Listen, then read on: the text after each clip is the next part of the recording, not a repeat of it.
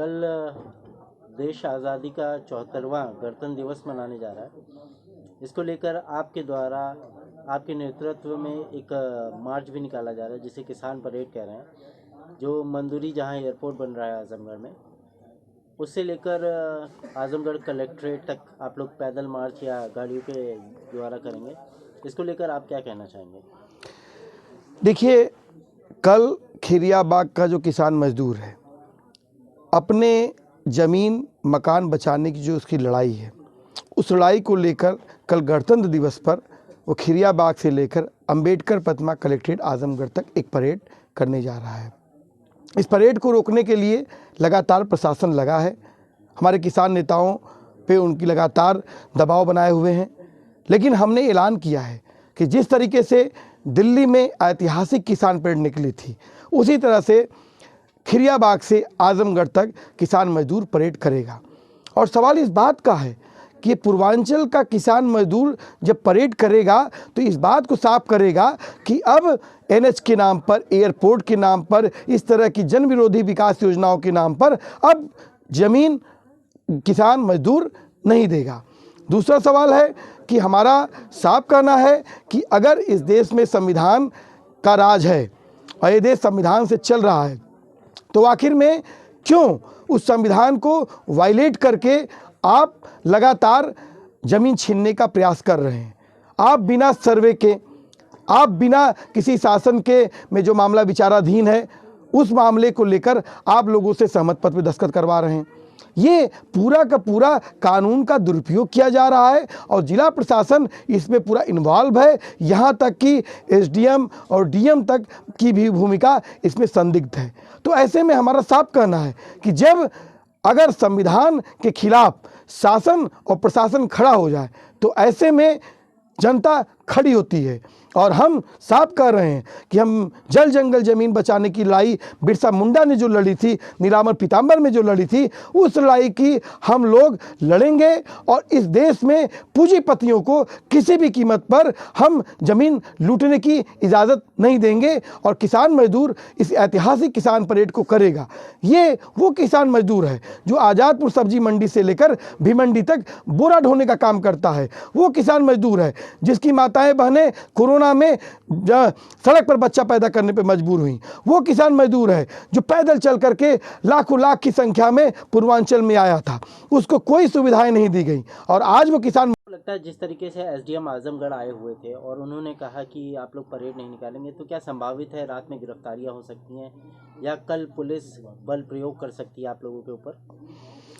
जी, निश्चित तौर पर जो आप कह रहे हैं इसका पूरा अंदेशा है। लगातार 2-3 दिन से ये इलाका पूरा का पूरा इंटेलिजेंस और लोकल जो कंपनियों के दलाल हैं उनके द्वारा घेर करके यहाँ पर लोगों के द्वारा पूछताछ की जा रही है, किसान नेताओं के बारे में पूछताछ की जा रही है।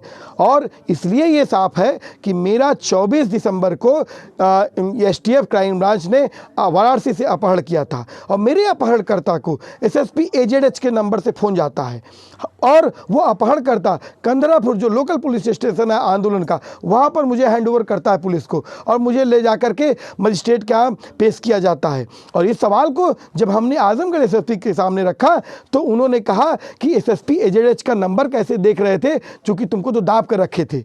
अब सवाल सिंपल सोचिए कि हमको लगातार ये अपहरण करवा सकते हैं। इन्होंने सुरक्षा एजेंसियों के सहारे से फर्जी खबर छापी कि अर्बन नक्सल हैं। इसके पहले डीएम साहब ने यहाँ के लोगों को कहा था हम रास्ता लगा देंगे। तो आने वाले दिनों में मुझे लगता है कि इस तरह के दमन कर सकते हैं या रात में भी कर सकते हैं। दूसरा मैं साफ कहूँ कि जिस तरह से अजय मिश्रा टेनी ने कहा था कि किसानों को सबक सिखाएंगे और अंत में क्या हुआ, उनके लड़के ने 4 किसानों और एक पत्रकार को रौंद करके मार डाला।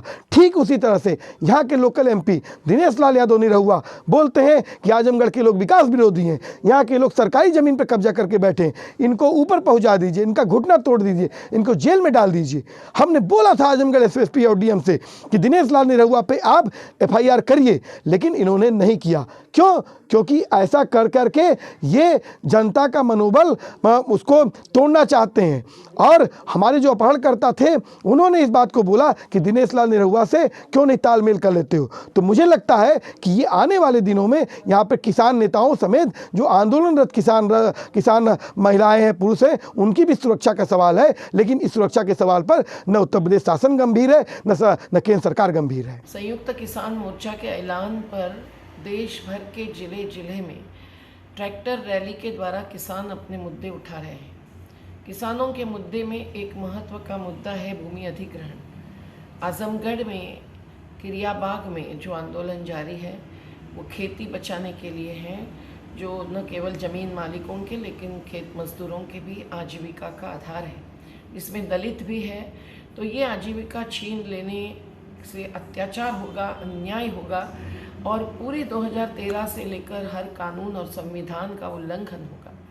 और इसलिए जो आज संघर्षरत है कुछ महीनों से, वो बहनें भाई बहुत ही जीवटता से संघर्ष करते हुए संयुक्त किसान मोर्चा के बैनर तले कल अपनी भी ट्रैक्टर रैली निकाल रहे हैं, जिनको हम सलाम करते हैं, जिनको हम समर्थन जाहिर करते हैं।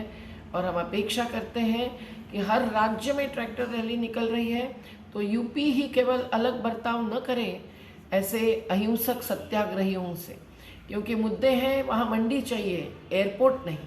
मुद्दा है वहाँ खेती का विकास चाहिए, पर उसके लिए सरकार ने MSP यानी न्यूनतम समर्थन मूल्य का कानून लाना चाहिए।